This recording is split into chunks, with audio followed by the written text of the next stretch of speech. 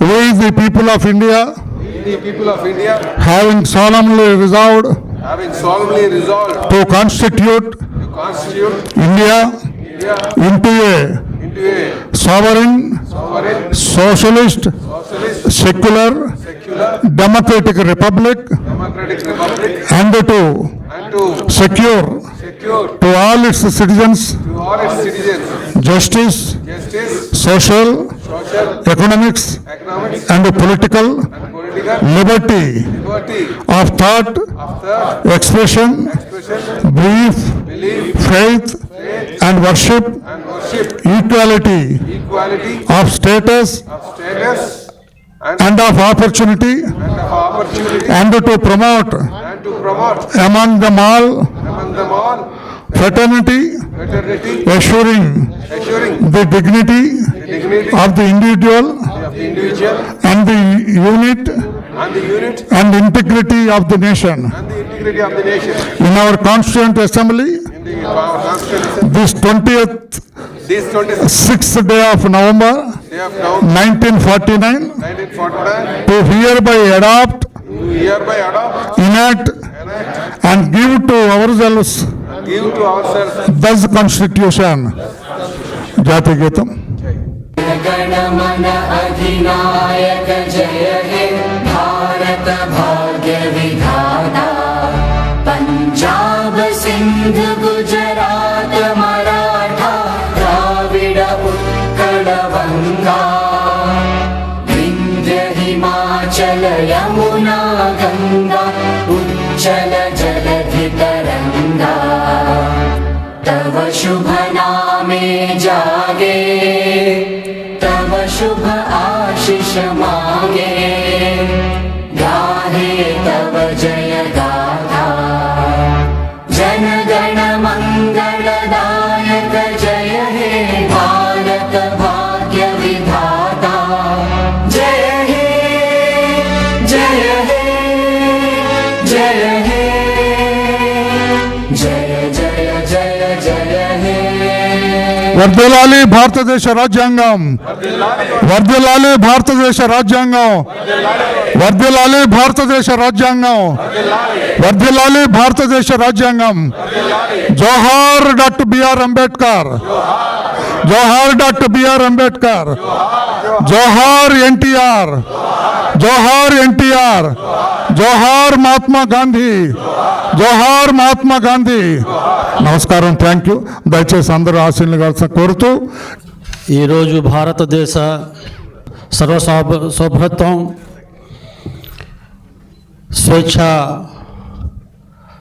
దేశంగా ఆవిర్భవించి రాజ్యాంగాన్ని రూపొందించుకున్న ఈరోజు మనందరినీ కూడా స్వేచ్ఛ వాయువు పీల్చే అవకాశం, వాక్ స్వాతంత్ర్యం, అంతేకాకుండా ఈ దేశంలో మనం స్వాతంత్ర పౌరులుగా మన జీవితాన్ని తీర్చిదిద్దుకునే అవకాశం ఈ భారత రాజ్యాంగం మనని ప్రసాదించింది.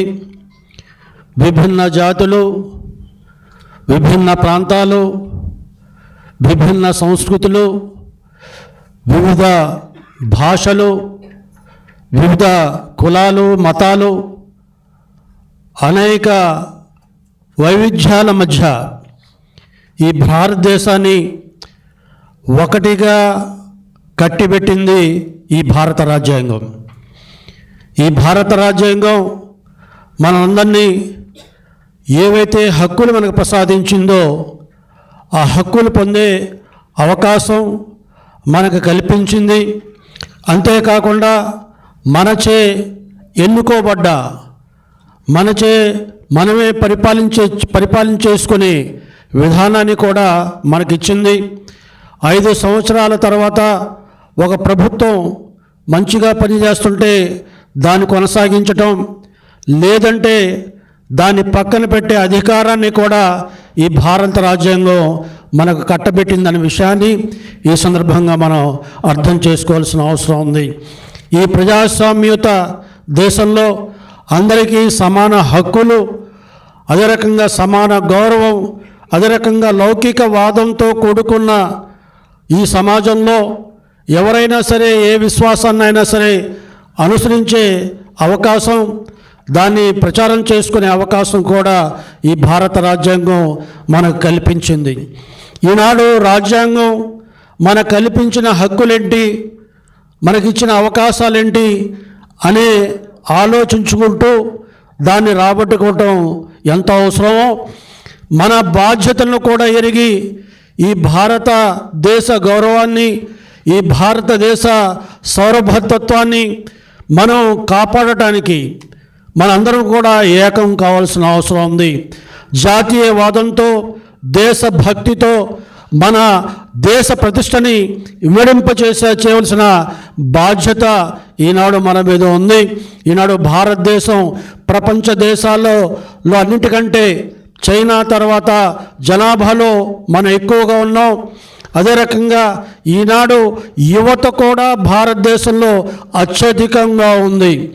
మనం ఈనాడు మన మానవ వనరులు విదేశాల్లో కూడా మన పనికొచ్చే రకంగా మనం ముందుకు సాగగలుగుతున్నాం. కాబట్టి ఈనాడు భారతదేశం బాగుండాలి, భారతదేశంలో ప్రతి ఒక్కరూ బాగుండాలి అనే ఒక దేశభక్తి, దేశం మీద ప్రేమ, దేశం మీద అభిమానం, సాటి పౌరులను గౌరవించాలి, సాటి పౌరులతో మనం సఖ్యతగా ఉండాలి అనే విధానాన్ని మనం అలవర్చుకొని నన్ను నేను సంస్కరించుకుంటే భారతదేశం ఆటోమేటిక్గా సంస్కరింపబడుతుంది. నా కుటుంబాన్ని నేను సన్మార్గంలో పెట్టుకోగలిగితే అది దేశ భవిష్యత్తుకి ఎంతో ఉపయోగపడుతుందనే విషయాన్ని ఈ సందర్భంగా మనవి చేస్తూ, ఈనాడు ఈ భారత రాజ్యాంగాన్ని మనం ప్రసాదించి ఈ 79 సంవత్సరాల 77 సంవత్సరాల మరి ఈ స్వాతంత్ర యుగంలో మన సుఖంగా గడవటానికి, మన సంతోషంగా ప్రజాస్వామ్యతంగా ముందుకు పోవటానికి అవకాశం కల్పించిన బాబాసాహెబ్ అంబేద్కర్ గారికి నేను మనస్ఫూర్తిగా ధన్యవాదాలు, శ్రద్ధాంజలు ఘటిస్తున్నాను. ఈ దేశానికి స్వాతంత్రం రావడానికి మహాత్మా గాంధీ గారు ఎంత ముఖ్య భూమిక వహించారో ఆ స్వాతంత్ర ఫలాల్ని మనకు అందించడానికి బాబాసాహెబ్ అంబేద్కర్ గారు మనకి ఒక వరప్రదాయిని అయిన ఒక రాజ్యాంగాన్ని రూపొందించి మనకి ఇచ్చినందుకు వారిని సదా స్మరించుకోవాల్సిన అవసరం ఉంది, వారిని గౌరవించుకోవాల్సిన అవసరం ఉంది, వారిని గుర్తుపెట్టుకోవాల్సిన అవసరం ఉందని ఈ సందర్భంగా మనవి చేస్తూ, ఈ సందర్భంగా మీ అందరికీ రాజ్యాంగ దినోత్సవం సందర్భంగా మీ అందరికీ అభినందనలు, శుభాభినందనలు తెలియజేసుకుంటూ సెలవు తీసుకుంటున్నా. ఎందుకంటే మనం పరిపాలించుకోవటం కోసం, మనం సంస్కరించుకోవటం కోసం, మనం అభివృద్ధి చేసుకోవటం కోసం, మనం సామాజికంగా, ఆర్థికంగా, రాజకీయంగా మనం ఏ రకంగా అయితే ఊహించుకుంటామో ఆ రకంగా ఈ దేశం ఉండాలని చెప్పి, ఆ రకమైనటువంటి దేశ స్వాతంత్రం కోసం సంపార్జించినటువంటి ఈ సమాజాన్ని, భిన్నత్వంలో కూడినటువంటి ఈ యొక్క సమాజాన్ని, ఈ దేశాన్ని, అన్ని జాతులు మతాలని సమన్వయంతో సమగ్రంగా అభివృద్ధి చేయాలనే ఒక భావంతో ఏర్పరచుకున్నటువంటి ఒక విశిష్టమైనటువంటి గ్రంథం ఈ భారత రాజ్యాంగం. స్వర్గీయ డాక్టర్ బాబు రాజేంద్ర ప్రసాద్ గారి అధ్యక్షతన డ్రాఫ్ట్ కమిటీకి డాక్టర్ బిఆర్ అంబేద్కర్ గారిని ఏర్పరచుకోవటం, మరి ఆయన యొక్క శ్రమ ఆనాడు 1935 యాక్ట్ ఆఫ్ ఇండియాలో ఏ రకంగా అయితే పొందుపరిచామో, ఇప్పటికీ కొన్ని రకాలైనటువంటి భాషను చెప్పుకుంటూ ఉంటాం. మనం ఇప్పటికీ బ్రిటిష్ వారి యొక్క ఆనవాళ్ళు ఈ యొక్క భారత రాజ్యాంగంలో పొందుపరుచుకున్నామని, అయినా కూడా భిన్నత్వంలో కలిగినటువంటి ఏకత్వం కలిగినటువంటి ఈ భారతదేశంలో ఎన్నో భాషలు, మతాలకి నిలయమైనటువంటి మహోన్నతమైనటువంటి పూటిగడ్డకి ప్రాణం పోసింది ఈ భారత రాజ్యాంగం అనేది మనందరం కూడా గుర్తుపెట్టుకోవాల్సిన అంశం. ఎవరు ఏ రకంగా ఉన్నా, ఎలాంటి రాజకీయ పార్టీలు ఉన్నా, ఈ భారతదేశ రాజకీయాల్లో ఎవరు అధికారంలో ఉన్నా మనం పొందుపరుచుకుంది ఈ భారత రాజ్యాంగానికి లోబడి మనం పనిచేయాలి, ఉండాలి, నడవాలి, నడుచుకోవాలి, గౌరవించుకోవాలి, ఒకరికొకరిని భాషలో కానీ, భావంలో కానీ, స్వేచ్ఛలో కానీ, సమగ్రతలో కానీ, సమన్వయంలో కానీ అని చెప్పుకున్నటువంటి భారత రాజ్యాంగాన్ని మరి ఎన్ని సంస్కరణలు చేసుకున్నా బేసిక్ స్ట్రక్చర్కి ఎక్కడ కూడా విఘాతం కలగకుండా, ఏదైతే న్యాయం కావాలి, justice, Liberty and equality and fraternity, ఇప్పుడే పెద్దలు రామయ్య గారు మనందరి చేత ఈ రోజున శబ్దం చేయించారు, చదివించారు భారత రాజ్యాంగాన్ని. దీంట్లో మనకు కావాల్సినటువంటి ఫండమెంటల్ రైట్స్, వ్యక్తిగత స్వేచ్ఛను కానీ వ్యక్తిగత యొక్క భావం కానీ ఎవరు కూడా నష్టం పరచకుండా గౌరవప్రదంగా ఉండేలాగా ఈ రోజున అందరినీ సమానంగా చూసేలాగా ఈ భారత రాజ్యాంగాన్ని పొందుపరుచుకున్నాం. అయినప్పటికీ ఇప్పటికి కూడా 76 సంవత్సరాలైనా కూడా ఈనాటికి కూడా వివక్షతలు ఉన్నాయి. మనం చెప్పుకున్నా చెప్పుకోకపోయినా కూడా ఈరోజు కూడా హ్యావ్స్ అండ్ హ్యావ్ నాట్స్ ఉన్నారు. మనందరం చాలా సందర్భాల్లో కూడా చదువుకుంటూ ఉంటాం. ఈ రోజున ఆర్థికపరమైన అంశాలని మనం చూసుకున్నట్లయితే 1% చేతుల్లో ఉంది అని చెప్పి మనం చెప్పుకునే ఈ రోజుల్లో పాలకుల యొక్క లక్ష్యాలు, పాలకుల యొక్క గమ్యం, పాలకుల యొక్క ధ్యేయం ఏ రకంగా ఈ సమాజాన్ని స్థాపించడానికి సోషలిస్టిక్ అనే కాన్సెప్ట్ని మనం పెట్టుకున్నామో, సెక్యులరిస్టిక్ కాన్సెప్ట్ అని మనం పెట్టుకున్నామో, వీటికి దరిచేరేలాగా పాలనలో ఉండాలని చెప్పి మనం పొందుపరుచుకున్నటువంటి రాజ్యాంగానికి అనుగుణంగా నడిచే విధంగా మనందరం కూడా కృషి చేయాల్సినటువంటి బాధ్యత ప్రతి ఒక్క భారతీయుడికి, మరి ముఖ్యంగా ప్రతి ఒక్క తెలుగు జాతిలో ప్రతి ఒక్క తెలుగు పౌరుడికి మన మీద బాధ్యత ఉంది. మన ఒక దిక్సూచిగా, మార్గదర్శిగా మన యొక్క భారత రాజ్యాంగం యొక్క స్ఫూర్తిని ముందుకు తీసుకెళ్ళగలిగే సత్తా, సమర్థత, ధైర్యం మనకే ఉంది అని చెప్పి ఈ సందర్భంగా మనందరం కూడా గుర్తు చేసుకుంటూ స్మరించుకోవాల్సినటువంటి ఈ భారత రాజ్యాంగాన్ని గురించి మాట్లాడుకోవాల్సినటువంటి అవసరం. ఎందుకంటే 1950 నుంచి మరి మనం అమలు చేసుకుంటా ఉన్నాం. చేసుకున్న కాడి నుంచి 106 సార్లు అమెండ్ చేసుకున్నాం. అతి పెద్ద 1800 శతాబ్దంలో ఏర్పడినటువంటి అమెరికా దేశం లాంటిది 20 మార్పులే జరిగినాయి. కానీ మన యొక్క ఆ రిజిడిటీ, ఫ్లెక్సిబిలిటీ మన రాజ్యాంగంలో ఎందుకు ఏర్పరచుకున్నామంటే ప్రజల యొక్క అవసరాలను బట్టి, సామాజిక పరిస్థితులను బట్టి, సమకాలీన పరిస్థితులను బట్టి ఎప్పుడు ఏది కావాలంటే దానికి అనుగుణంగా ప్రధానమైనటువంటి భూమికి ఇబ్బంది కలగకుండా, మౌలిక అంశాలకి దెబ్బతాలకుండా, విఘాతం కలగకుండా ఎప్పుడైతే ముందుకు నడగలుగుతామో ఆ రోజున మార్పులతో, చేర్పులతో కూడినటువంటి ఈ భారత రాజ్యాంగం ద్వారా ఈ సమాజాన్ని ఇంకా ముందుకు తీసుకెళ్ళగలిగిన సత్తా, సమర్థత పాలకుల మీద నిజమైన రాజ్యాంగం ఎప్పుడు మనం చూస్తాము అని చెప్పి ఆ రోజునే అంబేద్కర్ గారు చెప్పారు. నడిపించే పాలకులను బట్టి, దాన్ని అమలు చేసే పాలకులను బట్టి ఈ భారత రాజ్యాంగానికి గౌరవం మిగిలిద్ది అని చెప్పినటువంటి మాటల్ని మనం ఒకసారి స్మరించుకుంటూ అలాంటి మహానుభావుడి యొక్క ఆలోచనతో ఏర్పడ్డటువంటి ఈ భారత రాజ్యాంగాన్ని కాపాడటానికి మనందరం కూడా ఎప్పుడు కూడా సంసిద్ధులై ఉండాలని చెప్పి కోరుకుంటూ నాకు ఈ అవకాశం ఇచ్చిన మీ అందరికి కూడా వేదికకి, అదేవిధంగా ఇక్కడ ఉన్న ఆశీనులైన పెద్దలందరికీ కూడా నా హృదయపూర్వకమైనటువంటి భారత రాజ్యాంగ స్ఫూర్తితో మీకు ధన్యవాదాలు తెలుపుకుంటూ సెలవు తీసుకుంటాం. రాజ్యాంగం యొక్క గొప్పతనం, రాజ్యాంగం యొక్క గొప్ప విలువలు, రాజ్యాంగం ఆమోదించబడి ఇప్పటికి 75 ఏళ్ళు అయిన సందర్భంగా మరొకసారి మననం చేసుకోవడానికి ఈ కార్యక్రమాన్ని ఏర్పాటు చేసినటువంటి పెద్దలందరూ కూడా హృదయపూర్వక ధన్యవాదాలు తెలియజేస్తా ఉన్నాను. పాల్గొన్న మిత్రులందరూ కూడా నమస్కారం తెలియజేస్తా ఉన్నా. పెద్దలందరూ చెప్పినట్టుగా ప్రపంచంలోనే అతి పెద్దదైన లిఖిత రాజ్యాంగం భారత రాజ్యాంగం. రాజ్యాంగం మనకు అందించిన ఫలాలు ఈరోజు మనకి అందుతున్న విధానాన్ని రావణ గారు వేదికపైకి రావాల్సిన కోరుతున్నారు. రండి. సమీక్షించుకుంటూ ముందుకెళ్తూ ఉంటాం. రాజ్యాంగం యొక్క మౌలిక స్వరూపానికి దెబ్బలు తగలకుండా ఇప్పుడే రాజా గారు చెప్పినట్టుగా ప్రజలకి అవసరమైన విధానంలో, ప్రభుత్వాలకు అవసరమైన విధానాల్లో స్వల్ప మార్పులు చేసుకోవడానికి అవకాశం కూడా మనకి రాజ్యాంగ నిర్మాతలు కల్పించినటువంటి అంశం మనం గుర్తు చేసుకోవాల్సిన అంశం. మన భారత రాజ్యాంగం ఎంత గొప్పదంటే ఈ దేశంలో ఉన్నటువంటి భిన్న సంస్కృతులు, కులాలు, మతాలు బహుశా ప్రపంచంలో ఎక్కడ ఉండవనుకుంటా. ఇటువంటి భిన్నత్వంలో ఏకత్వం కలిగినటువంటి దేశంలో డాక్టర్ బాబాసాహెబ్ అంబేద్కర్ గారు రచించి అందించినటువంటి రాజ్యాంగం ద్వారా ఇలా పీస్ఫుల్ ట్రాన్స్ఫర్ ఆఫ్ పవర్ ప్రతి 5 ఏళ్లకి దేశంలో కానీ రాష్ట్రాల్లో కానీ జరుగుతూ ఉంది. మనతో పాటు స్వతంత్రం వచ్చిన దేశాలు కానీ మన తర్వాత స్వతంత్రం వచ్చిన దేశాలు కానీ ప్రజాస్వామ్యాన్ని ఆ దేశాల్లో ఏర్పాటు చేసుకున్నప్పటికీ చాలాసార్లు అపహాస్యం అవహేళన పాలవుతూ ఉంది ప్రజాస్వామ్యం అనేది. ఒక భారతదేశంలోనే ప్రజాస్వామ్యం ప్రపంచ దేశాలన్నీ మన వైపు చూసే విధంగా పరిడవిల్లుతూ ఉంది. అది గొప్పతనం, భారతదేశం యొక్క గొప్పతనం.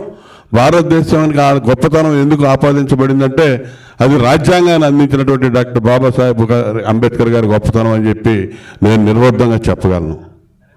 ఈ రాజ్యాంగ విలువల్ని ముందుకు తీసుకెళ్లడంలో ఇందాక పెద్దలు చెప్పినట్టుగా ఎంత గొప్పదైనా దాన్ని అమలు చేసే పాలకుల్లో ఆ గొప్పతనం ఉంటుందని. ఇవాళ చంద్రబాబు నాయుడు గారి నాయకత్వంలో మొట్టమొదటి నుంచి ఆయన రాజకీయాల్లోకి వచ్చినప్పుడు కానీ ఆయన ముఖ్యమంత్రి అయినప్పటి నుంచి కానీ రాజ్యాంగానికి మనం ఇచ్చినటువంటి విలువ చాలా గొప్పది. అంబేద్కర్ గారి ఆలోచన విధానాన్ని ఎప్పటికప్పుడు తెలుగుదేశం పార్టీ ముందుకు తీసుకెళ్లడంలో అనేక రకాల కొత్త విధానాలు భారతదేశంలో ఏ రాష్ట్రంలో అమలు పరుస్తున్నటువంటి గొప్ప కార్యక్రమాలు ఇక్కడ చేశాం. ముఖ్యంగా దళితులకి, అణగారిన వర్గాలకి రాజ్యాంగ ఫలాలు అందించడంలో తెలుగుదేశం పార్టీ అంకిత భావంతో పనిచేసింది. అది రాజ్యాంగానికి మనం ఇచ్చే గౌరవం, గుర్తింపు అని కూడా నేను అనుకుంటా ఉన్నాను. ఈరోజు కూడా రాజ్యాంగ ఆమోద దినోత్సవం సందర్భంగా నారా లోకేష్ గారి నాయకత్వంలో ఈరోజు ఉన్నటువంటి యువతరానికి, విద్యార్థులకి మాక్ అసెంబ్లీ పెట్టి రాజ్యాంగం యొక్క ఔన్నత్యాన్ని, గొప్పతనాన్ని, రాజ్యాంగ వ్యవస్థలు ఏ విధంగా పనిచేస్తాయో చెప్పడానికి మరి ఈరోజు ఒక గొప్ప కార్యక్రమాన్ని కూడా ఏర్పాటు చేశారు. ఇటువంటి విధానాలు ముందుకు తీసుకెళ్లడం ద్వారా, ఎప్పటికప్పుడు ప్రజలను చైతన్యవంతం చేసుకోవడం ద్వారా, రాజ్యాంగ విలువల్ని పరిరక్షించడం ద్వారా రాజ్యాంగం యొక్క గొప్పతనాన్ని ప్రతి ఒక్కరూ గుర్తుంచుకునే విధంగా చేయటం ద్వారా ఈ రాజ్యాంగాన్ని అందించినటువంటి మహనీయులు డాక్టర్ అంబేద్కర్ గారికి కానీ, రాజ్యాంగ రచనలో తోడ్పడినటువంటి మిగతా వ్యక్తులకు కానీ మనం నిజమైన నివాళులు అర్పించిన వాళ్ళం అవుతామని చెప్పి సందర్భంగా తెలియజేస్తూ గొప్ప కార్యక్రమాన్ని మరి ఏర్పాటు చేసుకున్నందుకు ఇది మన పార్టీ యొక్క గొప్పతనం అని చెప్పి ఈ కార్యక్రమాన్ని ముందు నడిపిస్తున్నటువంటి పెద్దలకు ధన్యవాదాలు తెలియజేస్తూ మరొకసారి రాజ్యాంగ ఆమోద దినోత్సవ శుభాకాంక్షలు తెలియజేస్తూ సెలవు తీసుకుంటా ఉన్నాను. రాజ్యాంగం పట్ల పెద్దలు చాలా విషయాలు కూడా మాట్లాడారు. ప్రపంచంలో మన రాజ్యాంగమే అతిపెద్ద రాజ్యాంగం అని చెప్పడానికి కూడా ఈరోజు మనం అందరం కూడా గర్వించాలి అని చెప్పి సందర్భంగా తెలియజేస్తూ ఉన్నాను. రాజ్యాంగం అంటే వ్యవస్థల్ని, ప్రభుత్వ వ్యవస్థల్ని ఎలా ఉండాలి, అదేవిధంగా ప్రజల యొక్క హక్కులు ఎలా ఉండాలి, అదేవిధంగా ఏ రకమైన హక్కులు ఏ రకంగా కాపాడాలి, అదేవిధంగా ప్రజాస్వామ్యాన్ని ఎలా నిబద్ధతో పార్టీలన్నీ ఏవైతే పొలిటికల్ పార్టీలు ఉన్నాయో ఎట్లా వ్యవహరించాలి అనేది ముఖ్యంగా మన రాజ్యాంగంలో పొందుపరిచి ఉంటుంది. దీనికి సంబంధించి డాక్టర్ అంబేద్కర్ గారికి ప్రత్యేకంగా ధన్యవాదాలు చెప్పి తీరాల్సిందే. ఇప్పటివరకు 106 సంస్కరణలు మనం చేసుకున్నప్పటికీ కూడా ఇంకా ఎంతో చేయాల్సిన అవసరం ఖచ్చితంగా ఉంది. మరి మన వరకే తీసుకుంటే ప్రజల హక్కుల్ని రూపుమాపే విధంగా మరి గత ప్రభుత్వంలో వైసీపీ ముఖ్యంగా జగన్మోహన్ రెడ్డి గారు చేయటం జరిగింది. ఇదేదో మనం తెలుగుదేశం పార్టీలో ఉన్నాం కాబట్టి ఆ పార్టీని విమర్శిస్తున్నాం అనే ఆలోచన విధానం ఉంటే మాత్రం మీరు అందరూ కూడా దయచేసి వేరే విధంగా ఆలోచించాలని చెప్పి నేను చెప్తా ఉన్నా. హక్కుల్ని ఏ విధంగా కాలరాశాడు అని అంటే తాత మనవడికిచ్చే పాస్బుక్ పైన అతని ఫోటో,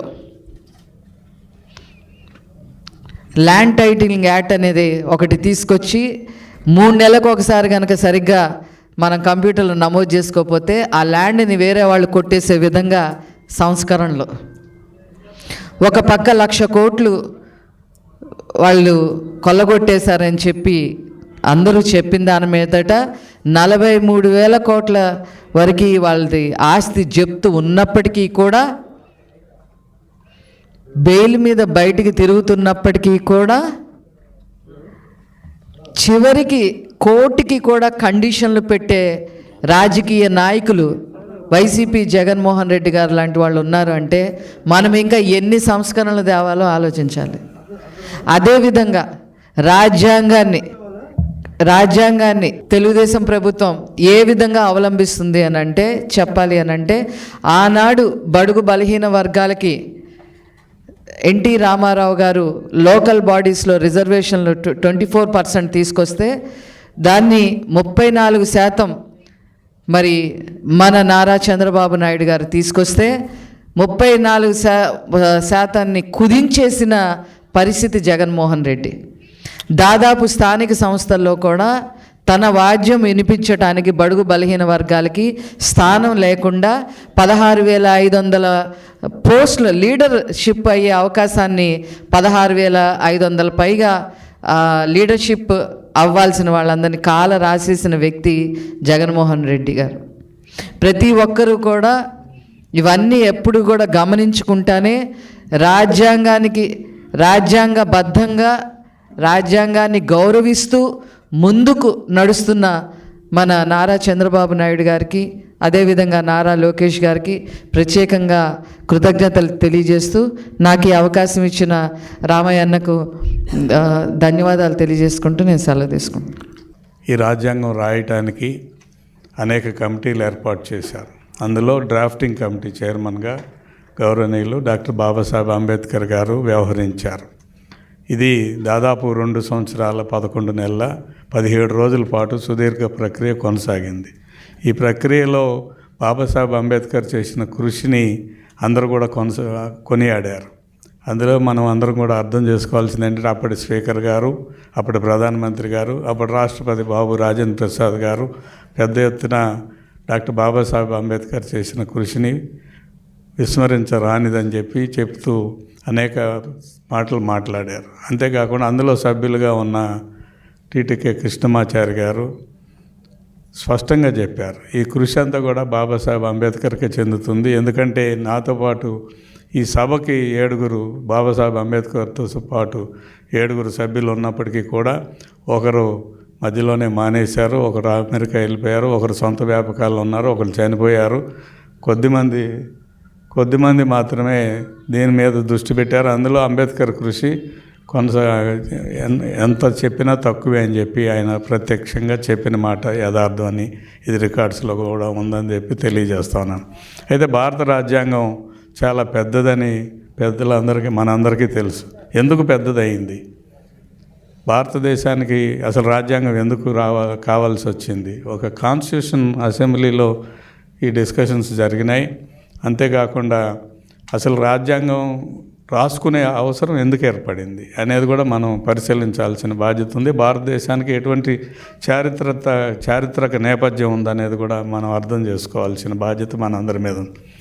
భారతదేశం ఒక జాతిగా పరిణమించడానికి ఇది రాజ్యాంగం ఎంతగా దోహదపడింది. అంతకుముందు ఎప్పుడు కూడా బ్రిటిష్ వాళ్ళు రాకముందు ఇది ఒక జాతిగా లేదు.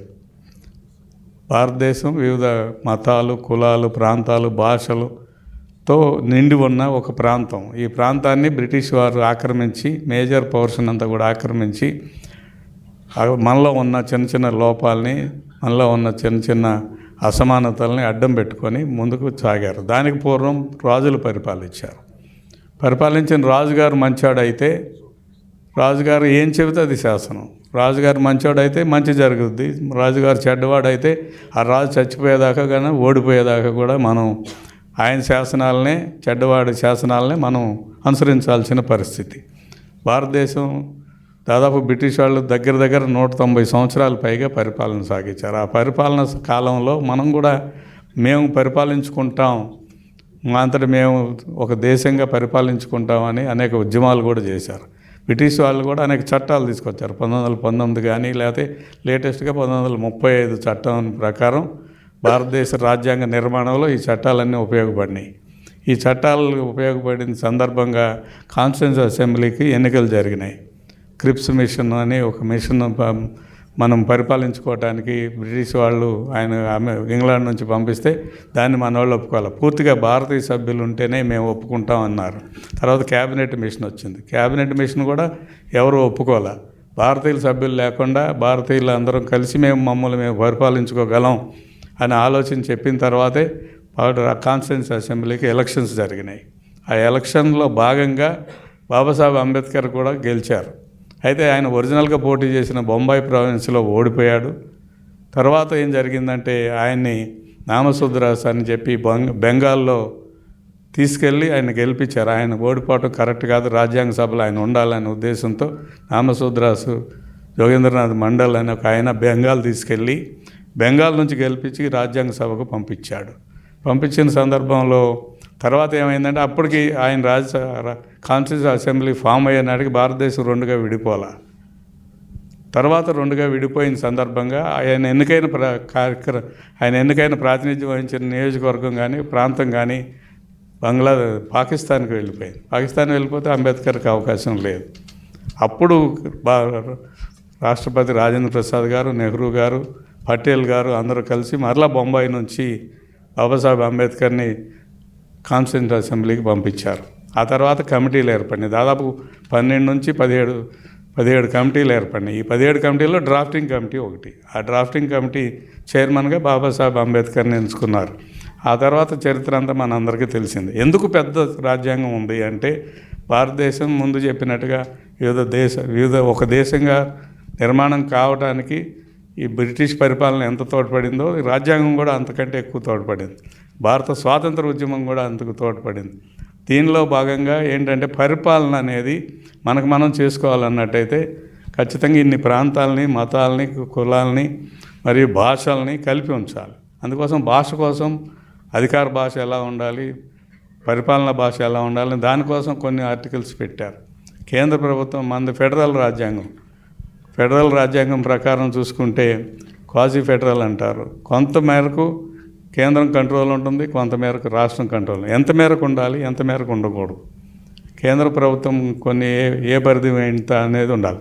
ఆఖరికి స్థానిక సంస్థలకు కూడా అధికారం కల్పించాల్సిన బాధ్యత ఉంది. ఇంత పెద్ద రాజ్యాంగంలో మరలా ఇండిపెండెంట్ జ్యుడిషియరీ ఉండాలి. అంటే జ్యుడిషియరీ కూడా మనం ఇండిపెండెంట్గా ఉండాలి.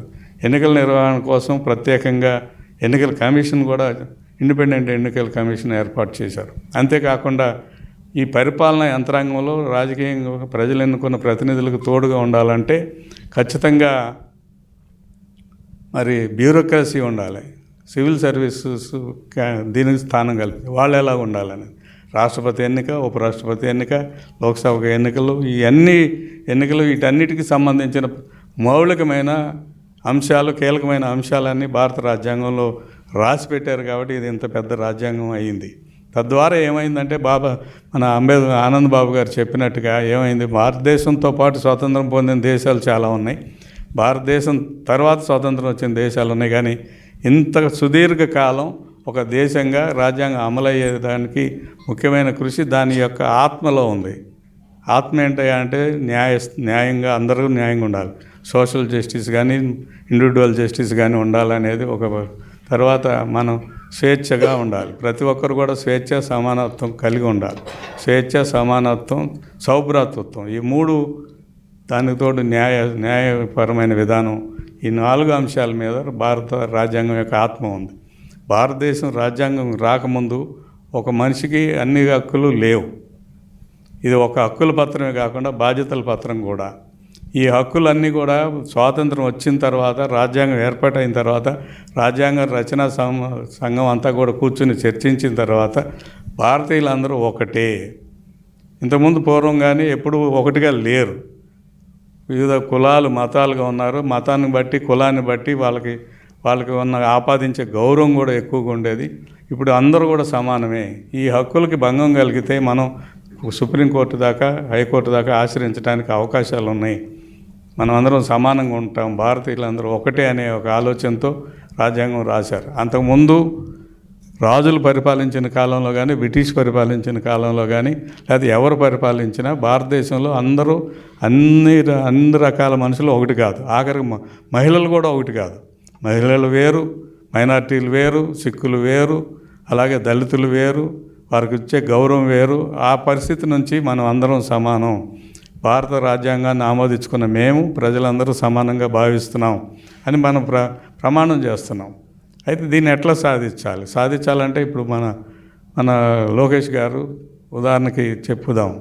లోకేష్ గారు ఈ రోజున స్కూల్ పిల్లలకి మోడల్గా అసెంబ్లీ ఎట్లా నడుపుతారు, ఎట్లా నడుస్తుంది అనే అంశాన్ని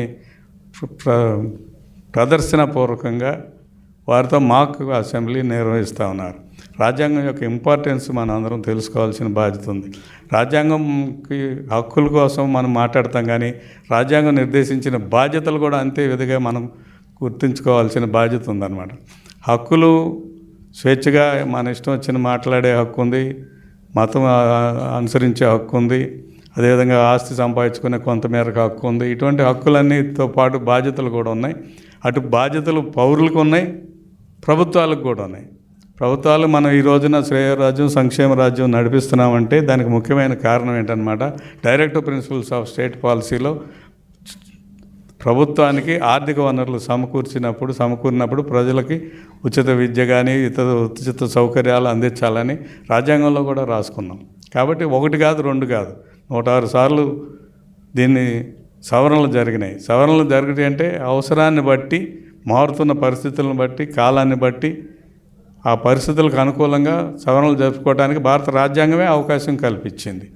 అందులో దీని ఎంత దూరదృష్టి ఉంటే తప్ప ఇటువంటి అవకాశాలు రాజ్యాంగంలో పొందుపరచరని చెప్పి తెలియజేసుకుంటూ, అంతేకాకుండా నాకంటే చాలామంది మాట్లాడేవాళ్ళు ఉన్నారు కాబట్టి ఒకటే గుర్తుపెట్టుకోండి, భారత రాజ్యాంగం ఈ రకంగా పక్కన మన శ్రీలంక చూడండి, బంగ్లాదేశ్ చూడండి, పాకిస్తాన్ చూడండి, మయన్మార్ చూడండి, చుట్టుపక్కల ఏ దేశం చూసినా అస్థిరత్వంతో కొట్టుమిట్టాడుతుంది.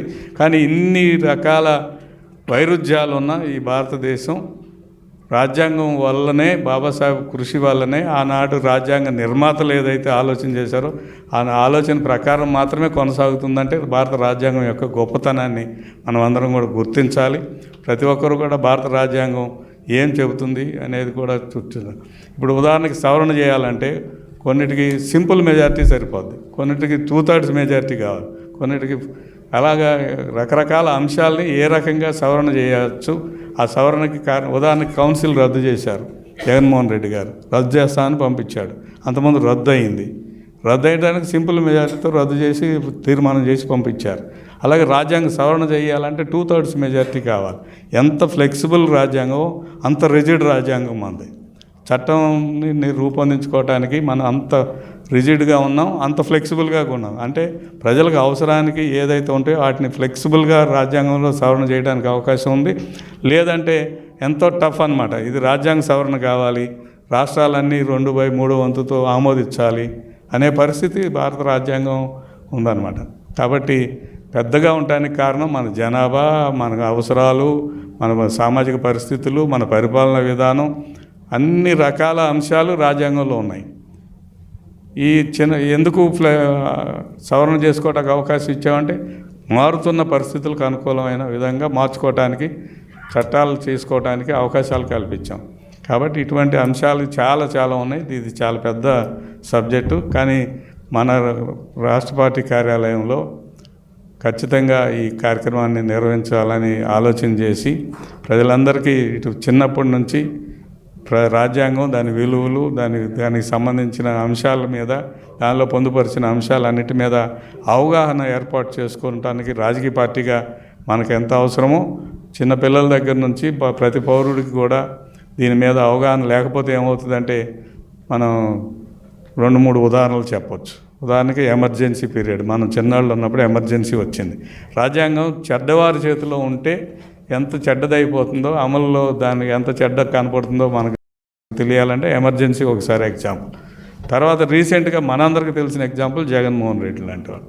జగన్మోహన్ రెడ్డి చేతిలో చట్టాన్ని చేతిలో తీసుకుంటే మనం అందరం కూడా స్వేచ్ఛ, స్వాతంత్రం, సమానత్వం అన్నీ అణిచివేసి తన ఇష్టం వచ్చిన రీతిలో రాజ్యాంగ వ్యవస్థల్ని చేరబట్టి రాజ్యాంగ వ్యవస్థలన్నింటినీ కూడా గుప్పిట్లో పెట్టుకొని ప్రజలకి ఏమాత్రం కూడా శాంతి లేకుండా చేసిన సందర్భం. ఇటువంటివన్నీ తెలియకపోతే ఏమవుతుందంటే భవిష్యత్తు నిర్మించుకోలేం. కాబట్టి రాజ్యాంగం మీద అవగాహన చాలా ముఖ్యమని భావిస్తూ ఇటువంటి సభను ఏర్పాటు చేసిన పెద్దలందరికీ ధన్యవాదాలు తెలియజేసుకుంటూ నమస్కారం. భారత రాజ్యాంగాన్ని ఆమోదించి 75 సంవత్సరాలు దాటింది. అంటే వజ్రోత్సవాలు చేసుకుంటున్నాం. రాజ్యాంగం మనది ఎంత గొప్పదో మన దేశం యొక్క ఔన్నత్యం కూడా అంతే గొప్పది. భారతదేశ సంస్కృతి 5000 సంవత్సరాల ముందు నుంచి ప్రపంచంలోనే అత్యున్నత ప్రాచీనమైనటువంటిది. అయితే మా మిత్రులు చెప్పినట్లు మనలో ఐక్యత లేక ఎన్నో చిన్న చిన్న సంస్థానాలు ఉంటే బ్రిటిష్ వాళ్ళు కబలిస్తే బ్రిటిష్ వాళ్ళు మన స్వేచ్ఛ స్వాతంత్రాలను కబళించారు. ఎప్పుడైతే సమాజంలో స్వేచ్ఛ స్వాతంత్రాలకి సమానత్వానికి ఆటంకం కలిగిందో చరిత్రలో, అప్పుడు భారతదేశ ప్రజలు ఉద్యమించారు, సాధించుకున్నారు. ఒకసారి బ్రిటిష్ టైంలో మనం స్వతంత్రాన్ని సంపాదించాం. ఆ తర్వాత స్వతంత్ర భారతం వచ్చిన తర్వాత కూడా ఇందిరాగాంధీ గారి టైంలో ఎమర్జెన్సీ పెట్టి ప్రజల స్వేచ్ఛ స్వాతంత్రాలు హరిస్తే మళ్ళా ప్రజల్లో తిరుగుబాటు వచ్చింది. మళ్ళా సాధించుకున్నారు, రాజ్యాంగాన్ని అమలు చేశారు ప్రజలు. ఆ తర్వాత అన్న ఎన్టీ రామారావు గారిని అప్రజాస్వామికంగా సభలో మెజారిటీ ఉన్నా కూడా ప్రభుత్వాన్ని రద్దు చేస్తే లామ్లాల్, అప్పుడు కూడా రాజ్యాంగానికి విఘాతం కలిగింది. ఆ విఘాతం నుంచి తెలుగు జాతి మొత్తం స్పందించి ప్రభుత్వాన్ని స్థాపించారు రాజ్యాంగబద్ధంగా. అంతేకాదు, ఇటీవల కాలంలో మీరు చూశారు, గత ప్రభుత్వ కాలంలో పూర్తిగా ప్రజలకి స్వేచ్ఛా స్వాతంత్రాలు హరించినందుకే గుణపాఠం నేర్పారు. అట్లే బాబు గారిని 53 రోజులు అప్రజాస్వామికంగా, రాజ్యాంగ విరుద్ధంగా, చట్ట విరుద్ధంగా, ఆధారాలు లేకుండా జైల్లో పెట్టినప్పుడు కూడా ప్రజలు స్పందించారు. ఆ విధంగా భారత జాతిలో స్వేచ్ఛా స్వాతంత్రాలని హరించినప్పుడు తిరుగుబాటు చేసేటటువంటి ఆలోచన ధోరణి ఉంది. అట్లా బాబాసాహెబ్ అంబేద్కర్ గారు తన జీవితాన్ని మొత్తాన్ని కూడా భారతదేశం కోసం, ఈ దేశం యొక్క భవిష్యత్తులో మనందరం సంఘటితంగా ఉండి, ఏ లోపాలైతే చరిత్రలో జరిగినందువలన మనం బ్రిటిష్ పాలనకి బానిసలం అయ్యామో వాటన్నిటినీ అధిగమించే విధంగా మన రాజ్యాంగాన్ని రూపొందించినందువలననే ఇప్పుడే మనవాళ్ళు చెప్పినట్టు పక్క దేశాల్లో ఉన్నట్టు అస్థిర లేకుండా సుస్థిరమైనటువంటి ప్రజాస్వామ్యం, అతి పెద్దదైన ప్రజాస్వామ్యం భారతదేశం ప్రపంచంలోనే మనగలుగుతుంది. మనదైన ఉనికి, మనదైన ప్రాధాన్యత ప్రపంచంలో సాధించుకున్నాం. అట్లనే అంబేద్కర్ గారు ప్రజానీకానికి కావాల్సినటువంటి మౌలికమైనటువంటి అంశాలను కూడా ప్రస్తావించారు. దాన్నే అంబేద్కర్ భావజాలం అంటాం. ఆ భావజాలాన్ని స్వతంత్రం వచ్చిన తర్వాత అప్పుడున్నటువంటి కాంగ్రెస్ పార్టీ అమలు చేయలేకపోయింది. పరిపూర్ణంగా అమలు చేసినటువంటి ఖ్యాతి తెలుగుదేశం పార్టీకి దక్కుతుంది. ఆనాడు అన్నగారి కాలంలో కానీ, ఈనాడు బాబు గారి పాలనలో కానీ అంబేద్కర్ భావజాలాన్ని పూర్తిగా అమలు చేస్తున్నటువంటి పార్టీ తెలుగుదేశం పార్టీ. అంతేకాదు, పూలే గారి భావజాలాన్ని కూడా అమలు చేస్తున్నటువంటిది. మాటలు చెప్పటం కాదు, అమలు చేసి ప్రజలకి ఫలితాలు సాధించాం మనం. అందుకే తెలుగుదేశం పార్టీ 35 ఏళ్ల స్వతంత్రం అనంతరం వచ్చాక మన రాష్ట్రంలో మనం పెట్టిన పథకాలు, ఆనాడు అన్నగారు, ఈరోజు బాబు గారు, ఈ పథకాలు భారత ప్రభుత్వం భారతదేశంలో అన్ని రాష్ట్రాల్లో ఇప్పటికీ అమలు జరుగుతున్నాయి. ఈరోజు అన్నగారు ఇచ్చినటువంటి ఆహార భద్రత కానీ, పక్కా ఇండ్లు కానీ, పెన్షన్ విధానం కానీ, ఆ మాటకొస్తే డొనేషన్లు రద్దు చేసి అందరికీ సమానమైనటువంటి విద్యా అర్హతలు కల్పించటం, అంతేకాదు మహిళలకి ఆస్తి హక్కు. ఆనాడు అంబేద్కర్ గారు ఆయనకి దేశంలోనే వారికి ప్రాతినిధ్యం ఇవ్వాలని పాకులాడాడు. కానీ ఆ రోజున్న ప్రభుత్వం సహకరించలేదు. దాన్ని ఎన్టీ రామారావు గారు 40 ఏళ్ల ముందు అమలు చేశాడు ఆస్తి హక్కు. ఇప్పుడు భారత ప్రభుత్వం అమలు చేస్తుంది. అంటే మన పార్టీ ఎంత ముందు చూపుతో, ఎంత అంకితంగా అంబేద్కర్ గారి భావజాలాన్ని, పూలే గారి భావజాలాన్ని ప్రజలకు అందజేసి ప్రజల మానవాళి మేలు కోసం పనిచేస్తుందో మీరు ఇదంతా కూడా ప్రజానీకానికి తెలియజేయాలి. అంబేద్కర్ గారు ఇచ్చిన రాజ్యాంగాన్ని ఎవరు దుర్వినియోగం చేసినా పతనమైపోతున్నారనేది చరిత్ర చెప్తున్నటువంటి సాక్ష్యం. మళ్ళొక్కసారి అంబేద్కర్ గారికి మనస్ఫూర్తిగా నివాళులు అర్పించుకుంటూ ఈ సభలు సమావేశాలు భావి తరాలకు కూడా ఈ భావజాలాన్ని అందజేయాలని మనస్ఫూర్తిగా కోరుకుంటూ సెలవు తీసుకుంటున్నాను. నమస్కారం. భారతదేశ చరిత్రని చూసినప్పుడు ప్రాచీన భారతదేశ చరిత్ర, మధ్యయుగ భారతదేశ చరిత్ర, ఆధునిక భారతదేశ చరిత్రను 3 రకాలుగా విడదీస్తాం. ప్రాచీన కాలంలో మన దేశాన్ని మనమే అంటే హిందూ చక్రవర్తులే పరిపాలించారు. ఆ తరువాత క్రమక్రమంగా మనల్ని ముస్లిం రాజులు పరిపాలించడం మొదలుపెట్టారు. కానీ ముస్లిం రాజులు పరిపాలించినప్పటికీ మన దేశంలో భాగంగానే పరిపాలించారు. ఆ తరువాత కేవలం వ్యాపారం చేసుకునే నిమిత్తం వచ్చిన యూరోపియన్లు, ముఖ్యంగా ఆంగ్లేయులు భారతదేశంలోకి ప్రవేశించి స్థానిక రాజకీయాల్లో జోక్యం చేసుకుని అధికారాన్ని సంపాదించి మన దేశంలో సంపాదించిన సంపాదనని భారతీయుల్ని హస్తగతం చేసుకొని మన సంపాదన మొత్తాన్ని మన దేశం నుంచి ఒక కాలువ రూపంలో, ఒక డ్రైన్ రూపంలో ఇంగ్లాండ్కి తరలించి సుసంపన్నమైన భారతదేశాన్ని ఒక పేద దేశంగా ఈ ఆంగ్లేయులు తయారు చేశారు. అందుకే మొట్టమొదటిసారిగా 1757లో ప్లాసీ యుద్ధం జరిగి మన భారతీయుల్ని హస్తగతం చేసుకున్నారు ఆంగ్లేయులు. దీనికి బుద్ధి చెప్పాలని చెప్పి మన భారతీయులందరూ కరెక్ట్గా 100 సంవత్సరాలకి, అంటే 1757కి 100 సంవత్సరాలు కలిపితే 1857 నాటికి మన సైనికులు, మన సిపాయిలు ఆంగ్లేయులపై తిరుగుబాటు చేసి 1857లో ఒక సిపాయిల తిరుగుబాటును తీసుకొచ్చి ప్రథమ స్వాతంత్ర సంగ్రామాన్ని ప్రారంభించారు. అది విఫలమైనప్పటికీ ఆంగ్లేయులు తరిమి వేయాలనే కాంక్ష రగిలిపోతూ వచ్చింది. ఆ తరువాత జాతీయ కాంగ్రెస్ని ఏర్పాటు చేసుకోవడం, ఈ జాతీయ కాంగ్రెస్ ఆధ్వర్యంలో మనం పోరాటం చేయడం మొదలుపెట్టాం. ఇది హిస్టరీ.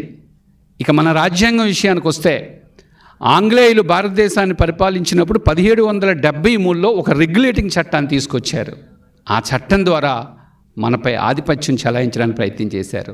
ఆ తరువాత చార్టర్ చట్టాలు, ఇండియన్ కౌన్సిల్ చట్టాలు, మింటేమార్లో చట్టాలు, మాంటెక్ సిమ్స్బర్గ్ చట్టాలు, అనేక చట్టాలు తీసుకొచ్చారు. ప్రతి చట్టంలో కూడా ఆంగ్లేయుల ఆధిపత్యమే ఉండేది. మన భారతీయుల కోరిక ఏంటంటే మనల్ని మనం పరిపాలించుకోవాలి, సెల్ఫ్ రెస్పెక్ట్, సెల్ఫ్ గవర్నమెంట్ ఉండాలి, ఆ రాజ్యాంగాన్ని మనమే రచించుకోవాలి అనే తపన, అనే కోరిక భారతీయుల్లో చాలా బలీయంగా ఉండేది. అందులో భాగంగానే భారత రాజ్యాంగ నిర్మాణం కాబడింది. 1949 నవంబర్ 26న బాబాసాహెబ్ అంబేద్కర్ గారి ఆధ్వర్యంలో తయారు చేసిన ఆ డ్రాఫ్టింగ్ని ఆమోదించడం జరిగింది. కానీ 1949 నవంబర్ 26న ఆమోదించినప్పటికీ 1950 జనవరి 26వ తేదీ నుంచే అమలులోకి వచ్చింది. అది కారణం ఏంటంటే అంతకుముందు ఒకసారి మనం 1930లో సంపూర్ణ స్వరాజ్యాన్ని ప్రకటించుకున్నాం. భారతదేశానికి పూర్తి స్వాతంత్రం వచ్చిందని చెప్పి జవహర్లాల్ నెహ్రూ గారి ఆధ్వర్యంలో ఓ సంపూర్ణ స్వరాజ్యాన్ని ప్రకటించుకున్నాం. అందుకే నవంబర్ 26న ఆమోదించినప్పటికీ జనవరి 26వ తేదీ నుంచే భారత రాజ్యాంగం అమల్లోకి వచ్చింది.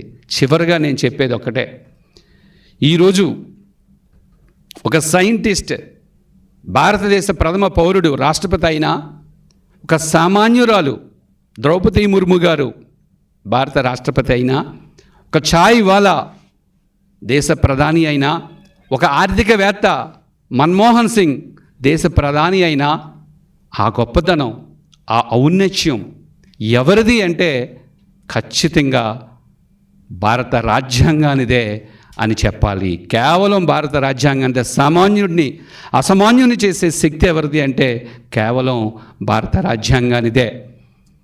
అంతవరకు ఎందుకు, ఇప్పుడే మా జనార్దన్ గారు చెప్పారు, 1984లో ప్రజాస్వామ్యంగా ఎన్నిక కాబడిన ఎన్టీ రామారావు గారి ప్రభుత్వాన్ని కూలదోసినప్పుడు, ఒక సంక్షోభం ఏర్పడినప్పుడు ఆ రోజు జ్ఞాని జైల్ సింగ్ ఇది తప్పని చెప్పి రామ్లాల్ని మార్చి మరొక గవర్నర్ని పెట్టి భారత రాజ్యాంగాన్ని, ప్రజాస్వామ్యాన్ని కాపాడడానికి ఆ రోజు భారత రాష్ట్రపతి తన కృషి చేశారు అంటే దానికి కూడా కారణం మన భారత రాజ్యాంగమే.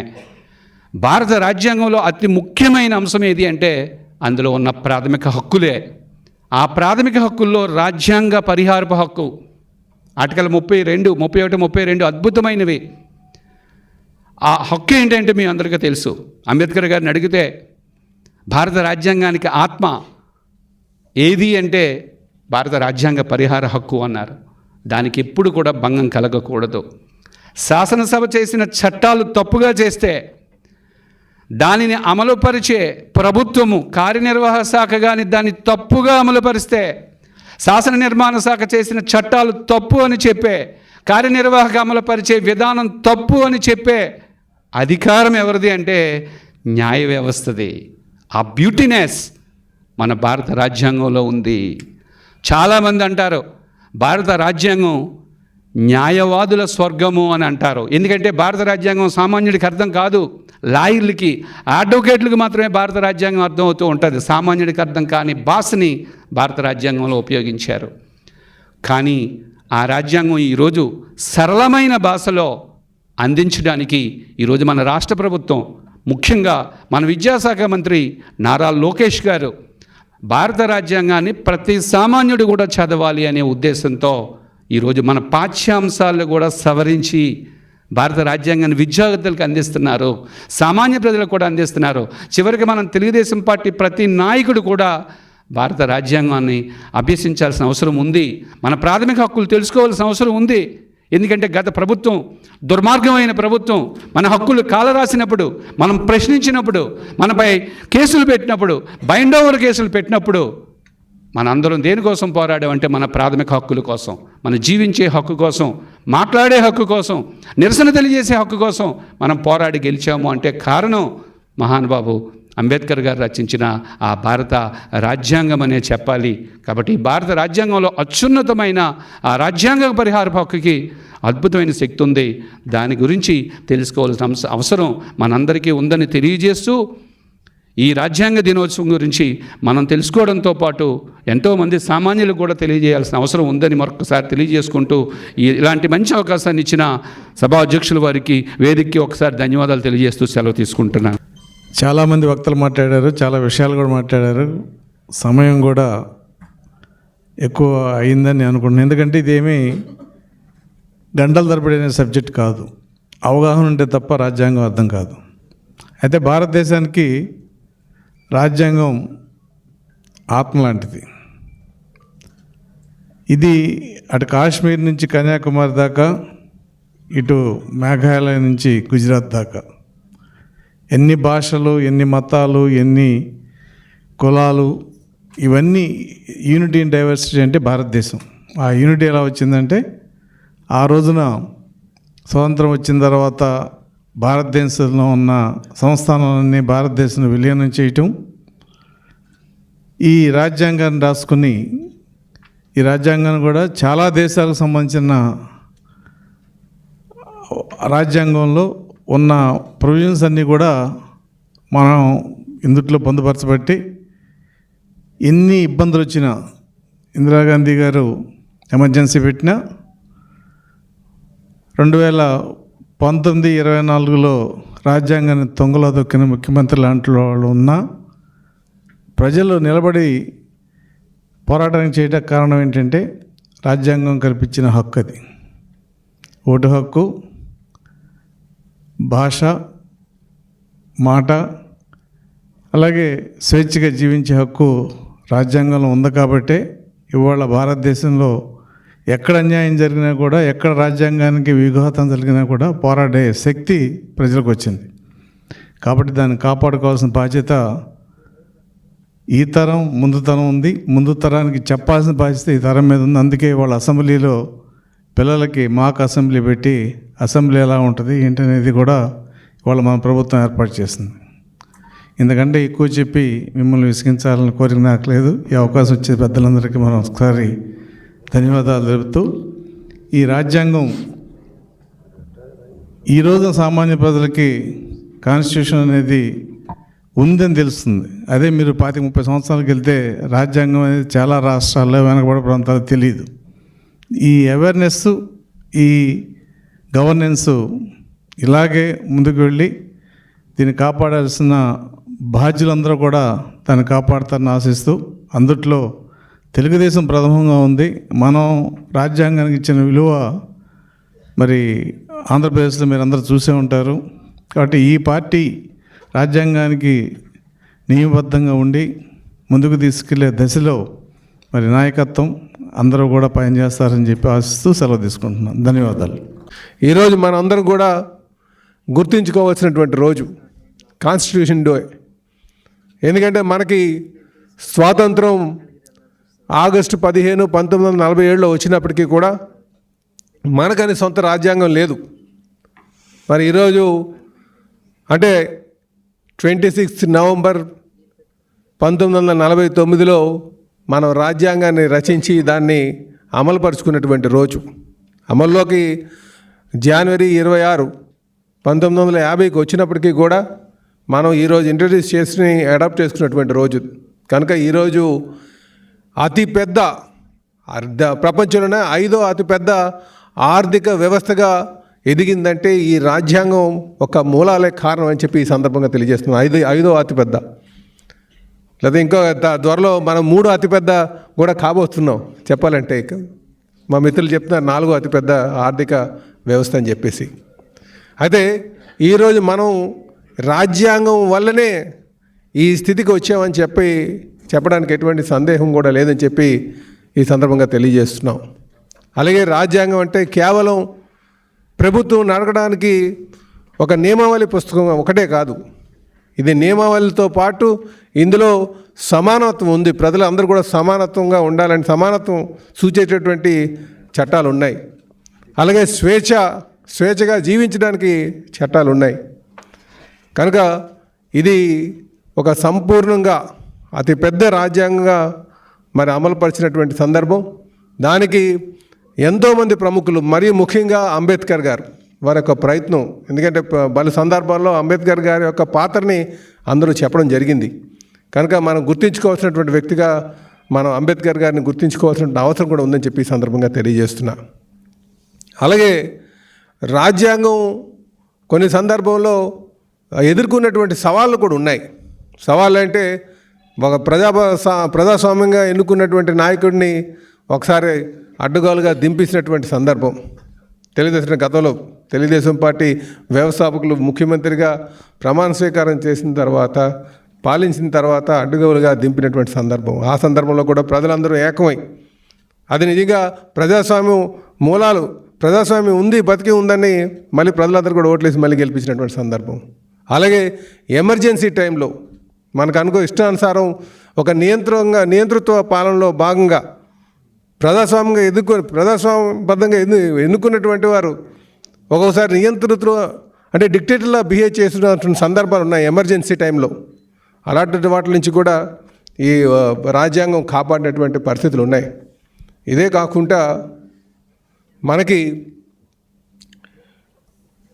ఈరోజు ఇందాక చెప్పినట్టుగా ఛాలెంజెస్ కూడా ఆర్థిక వ్యవస్థగా ఎదిగిన తర్వాత ఆర్థిక అవసరాలు దృష్టిలో పెట్టుకొని మనమే రూల్ మేకర్స్, రూల్ బ్రేకర్స్ అయినటువంటి సందర్భం.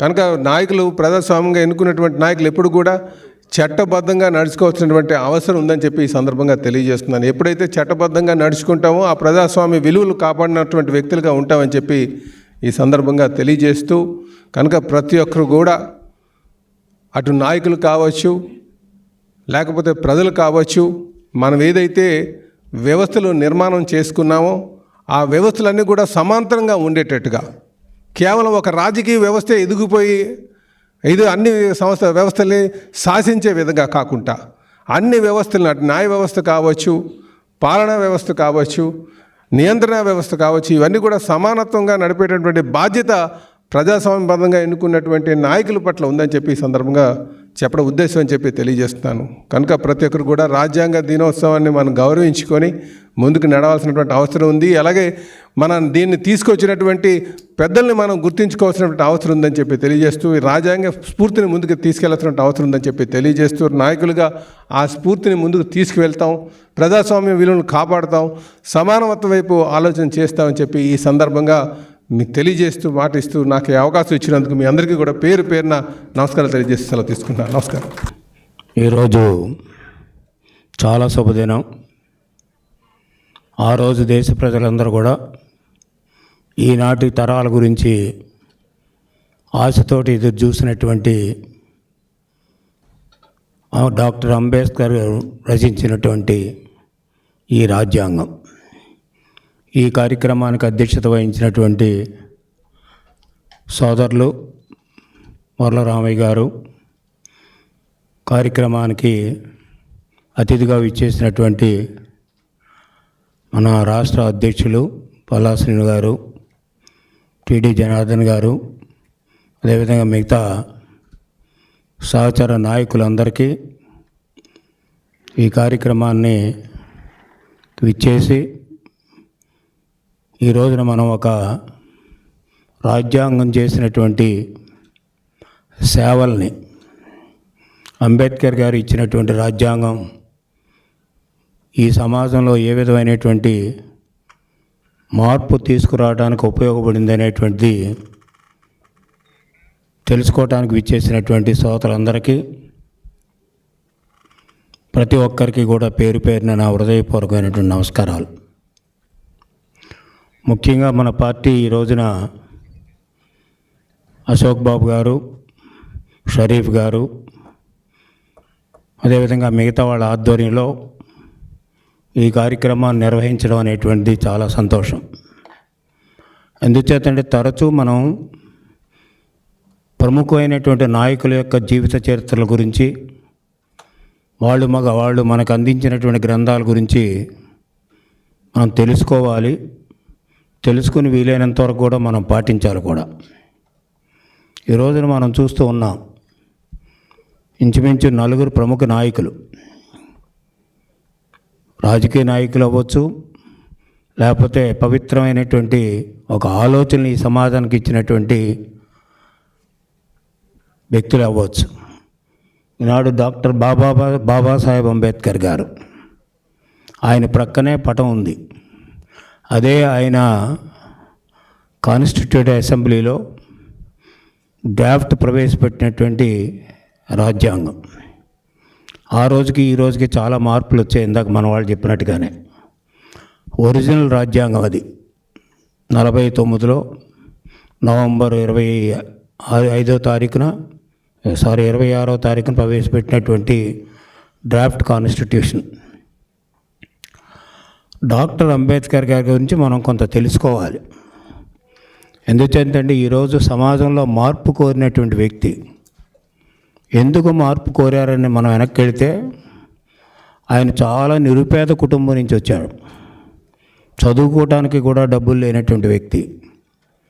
అటువంటి వాడు తారాస్థాయికి వెళ్ళి ఇంచుమించు ఆయన డిగ్రీస్ చూస్తే మనం లెక్క పెట్టలేం, ఆయన చేసినటువంటి స్టడీస్ చూస్తే మనం లెక్క పెట్టలేం. అంత ఉన్నత స్థాయికి వెళ్ళిపోయాడు బరోడా మహారాజ్ సహాయంతో. అంటే చిన్న కుటుంబంలో, చదువుకోలేనటువంటి కుటుంబంలో, చదివించలేనటువంటి కుటుంబంలో, ఆదాయం లేనటువంటి కుటుంబంలో పుట్టి ఈ స్థాయికి వెళ్ళి మనకి రాజ్యాంగాన్ని రాసి ఇచ్చాడంటే ఆయన ఈ సమాజానికి చాలా ఆదర్శవంతుడు అనేటువంటిది కూడా మీకు ఈ సందర్భంగా మనం చేస్తూ ఉన్నాం. అంటే ఆయన తెలివితేటలు అందరికీ రాకపోవచ్చు.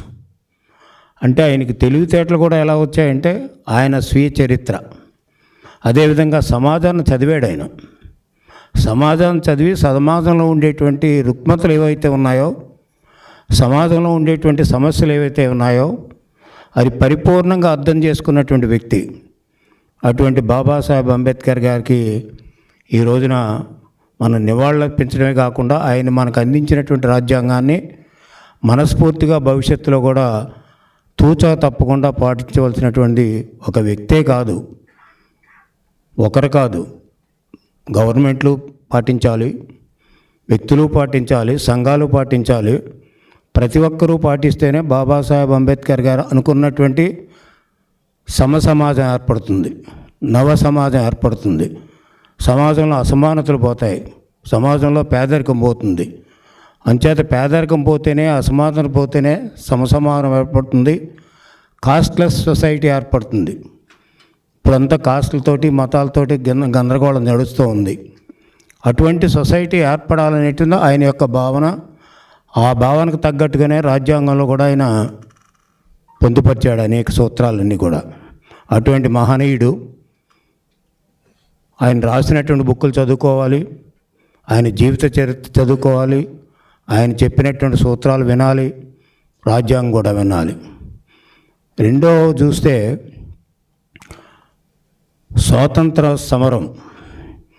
మనకి స్వపరిపాలన కావాలి. ఎందుకంటే బ్రిటిష్ వాళ్ళ పరిపాలన నుంచి మనం రావాలి బయటికి. బ్రిటిష్ వాళ్ళు భారతదేశం యొక్క ఆస్తినే దోచుకోలేదు, మన హక్కుల్ని కూడా దోచుకున్నారు, మన యొక్క ఆలోచనలు కూడా దోచుకున్నారు. వాళ్ళ ఆలోచనలు మన మీద రుద్దారు. మన మీద రుద్దడం వల్ల ఏంటంటే కొంత ప్రభావం ఇప్పటికే ఉంది. బ్రిటిష్ వాళ్ళ ప్రభావం, ఆ ఇంగ్లీషు ఇదంతా కూడా ప్రభావం ఉంది. అయితే వాళ్ళ పరిపాలన గురించి, వాళ్ళ పరిపాలనే కాకుండా వాళ్ళ ఆస్తులు పెంచుకోవడానికి, వాళ్ళ దేశానికి ఇవన్నీ తరలించడానికి వాళ్ళ యొక్క ఆలోచనలన్నీ కూడా మన మీద పెట్టారు. సరే, దానికి వ్యతిరేకంగా ఆనాడు చాలామంది గంగాధర తిలక్ వీళ్ళంతా పెద్ద పెద్ద వాళ్ళంతా కూడా తిరగబడ్డం. తర్వాత మహాత్మా గాంధీ గారు ఆఫ్రికా నుంచి రావడం. ఆయన మనకి సెల్ఫ్ గవర్నమెంట్, మనకి స్వాతంత్రం రావాలి, మనం స్వపరిపాలన చేసుకోవాలి, మన పరిపాలన మనం చేసుకోవాలనేటువంటి నినాదంతో గాంధీ గారు ఒక మహాత్ముడయ్యారు. ఆయన కూడా మనం జ్ఞాపకం ఉంచుకోవాలి స్వాతంత్రాన్ని. ఆ రోజు జరిగినటువంటి రెండు ప్రధానమైనటువంటి సంఘర్షణలు, రెండు ఆలోచనలు కూడా. ఒకటి, మనకు స్వాతంత్రం కావాలి, అదేవిధంగా మనం పరిపాలించుకోవాలనేటువంటి ఆనాడు మహాత్మా గాంధీ గారి అడుగుజాడల్లో కొంతమంది నడిస్తే, దేశం అంతా కూడా నడిస్తే, దానికి ప్యారలల్గా అంబేద్కర్ గారు ఒక్క స్వాతంత్రమే సరిపడదు, ఒక్క స్వపరిపాలనే సరిపడదు, దీంతో పాటు కూడా భారతదేశంలో ఉండేటువంటి ప్రజలకు ఆర్థిక స్వాతంత్రం రావాలి. ఆర్థిక స్వాతంత్రం వచ్చినప్పుడే ఈ యొక్క అసమానతలు పోతాయనేటువంటిది దూరదృష్టితో ఆలోచించినటువంటి వ్యక్తి ఎవరన్నా ఉన్నారంటే బాబాసాహెబ్ అంబేద్కర్ గారు. స్వాతంత్రం గురించి ఆలోచించారు, పరిపాలన తీసుకొచ్చారు, పరిపాలన వచ్చింది, అంతా జరిగాయి. దానికంటే, పరిపాలన కంటే ముఖ్యం అసలు సమాజంలో ఉన్నటువంటి రుగ్మతలన్నీ పోవాలి. ఈ కులాల మధ్య వ్యత్యాసం, మతాల మీద విద్య వ్యత్యాసం, ఆర్థిక వ్యత్యాసాలు ఇవన్నీ పోవాలి. ఆ పోయినప్పుడే సమసమాజం ఏర్పడుతుందని చెప్పినటువంటి ఏకైక వ్యక్తి బాబాసాహెబ్ అంబేద్కర్ గారు. అది రాజ్యాంగంలో పొందుపరిచాడు. అందుకనే జస్టిస్, సోషల్, ఎకనామిక్, పొలిటికల్ అని పెట్టాడు. అంటే సోషల్గా మార్పు రావాలి, సమాజంలో మార్పు రావాలి, అదేవిధంగా ఆర్థికంగా మార్పు రావాలి, అదేవిధంగా రాజకీయంగా మార్పు రావాలి. ఈ మార్పులు వచ్చాయా లేదా ఈ 76 సంవత్సరాల్లో అనేటువంటిది మనం కొంతవరకు రావచ్చు, కొంతవరకు వచ్చాయి. కాకపోతే ఇంకా రావాల్సింది చాలా ఉంది, ఆయన ఆశించింది చాలా ఉంది. ఇంకా కులాల దెబ్బలాటలు జరుగుతున్నాయి, మతాల దెబ్బలాటలు జరుగుతున్నాయి, అదే అస్థిరత్వం ఏర్పడుతుంది. సమాజంలో అనేక రకాలైనటువంటి రుగ్మతలు ఉన్నాయి. ఆర్థిక సమానత్వం లేదు. ఇప్పుడు మనకు మామూలుగా మాట్లాడుకునేటానికి ఫండమెంటల్ రైట్స్ ఉన్నాయి, చెప్పడానికి డైరెక్టివ్ ప్రిన్సిపల్స్ ఉన్నాయి గవర్నమెంట్ని ఆదేశించడానికి, కానీ ఎన్ఫోర్సబుల్ కాదు. అవి ఫండమెంటల్ రైట్స్ మనకు ఉన్నాయి, డ్యూటీస్ ఉన్నాయి. ఇందాక మన వాళ్ళు చెప్పినట్టుగా డ్యూటీస్ ఎవరు కూడా పట్టించుకోరు.